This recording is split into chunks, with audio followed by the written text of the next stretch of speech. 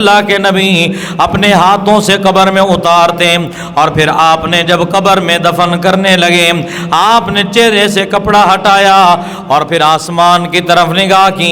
اے رب العالمین، اس بندے نے تیری توحید کی خاطر اور میری ختم نبوت کی خاطر اتنا لمبا سفر کیا،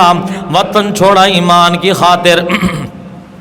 اور اس بندے نے اپنے ایمان کو محفوظ رکھا۔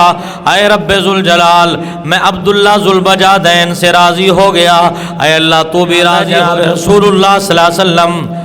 مدینہ طیبہ میں موجود ہیں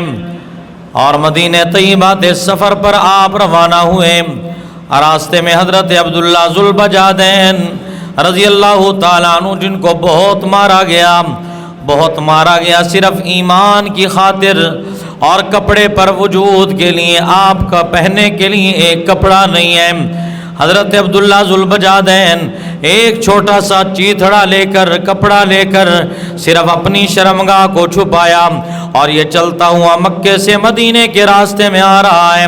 حضرت عبداللہ ابن عباس رضی اللہ، حضرت عبداللہ ابن مسعود رضی اللہ تعالیٰ عنہ فرماتے ہیں، راستے میں آتے ہوئے حضرت عبداللہ کا انتقال ہو جاتا ہے۔ حضور کریم صلی اللہ علیہ وسلم نے فرمایا،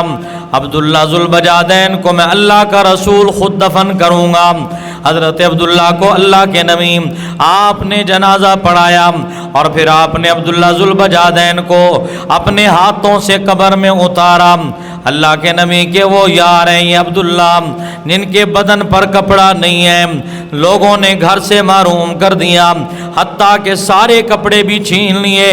فرمایا جو چھیننا چاہتے ہو چھین لو، میں نے وطن چھوڑا، میں نے اپنا مال و متاع چھوڑا، اور میں نے اپنے کپڑے جو میرے وجود پر تھے وہ بھی میں نے اللہ کی خاطر میں نے چھوڑ دیے ہیں، اس لیے کہ مجھے اپنے رب سے محبت ہو گئی ہے اور مجھے اپنے پیارے نبی سے محبت ہو گئی ہے۔ ایمان سے اتنی محبت ہے، حضور کے پاس آتے ہیں، یا رسول اللہ مجھے گھر والوں نے نکال دیا ہے پر مجھے کوئی پرواہ نہیں، اے اللہ کے نبی میں مر جاؤں آپ کے قدموں میں میری جان چلی جائے، یہ مجھے بہت زیادہ پسند ہے۔ عبداللہ کا انتقال ہو گیا، حضور علیہ السلام نے قبر میں خود اتارا۔ حضرت عبداللہ بن مسعود کہتے ہیں میں نے کہا، میری چیخ نکلی اور میں نے کہا ہے کاش آج عبداللہ بن مسعود کا جنازہ ہوتا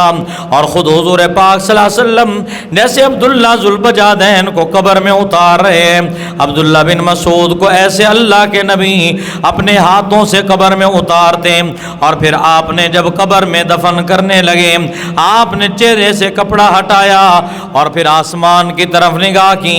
اے رب العالمین، اس بندے نے تیری توحید کی خاطر اور میری ختم نبوت کی خاطر اتنا لمبا سفر کیا، وطن چھوڑا ایمان کی خاطر، اور اس بندے نے اپنے ایمان کو محفوظ رکھا۔ اے رب ذوالجلال، میں عبداللہ ذوالبجادین سے راضی ہو گیا، اے اللہ تو بھی راضی ہو جا۔ اب جس بندے کو میرا پاک نبی محمد اپنے ہاتھوں سے قبر میں اتاریں اور آپ خود اس کا جنازہ پڑھائیں اور آسمان کی طرف نگاہ اٹھا کر اللہ کے نبی فرمائیں، اے اللہ میں محمد اس عبداللہ سے راضی ہو گیا ہوں، جس سے محمد راضی ہو گیا اس سے خدا بھی راضی ہو گیا۔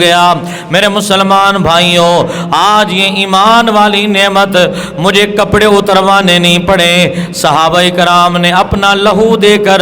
اس ایمان کو حاصل کیا، صحابہ نے اپنے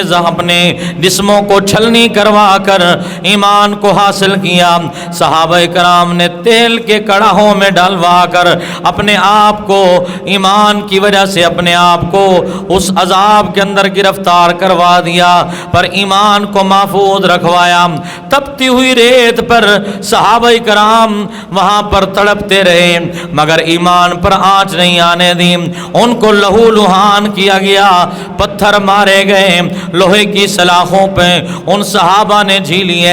مگر یاد رکھو اپنے ایمان کو محفوظ رکھا۔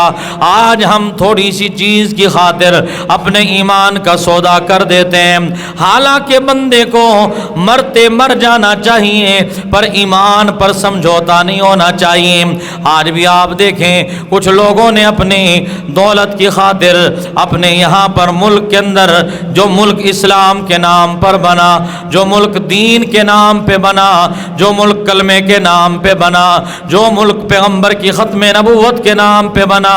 جو ملک قرآن کے نام پہ بنا ہے، اور قربانیاں اس کے لیے 14 لاکھ دی گئی ہیں۔ کیا اس لیے قربانیاں دی تھیں کہ لوگ آئیں گے اور چند ٹکوں کی خاطر مسجدوں کو گرائیں گے، چند ٹکوں کی خاطر مدارس کو گرائیں گے؟ اے بدماشو، ہوش کے ناخن لے لو، خدا کی قسم اللہ تمہیں دنیا بھی معاف نہیں کرے گا،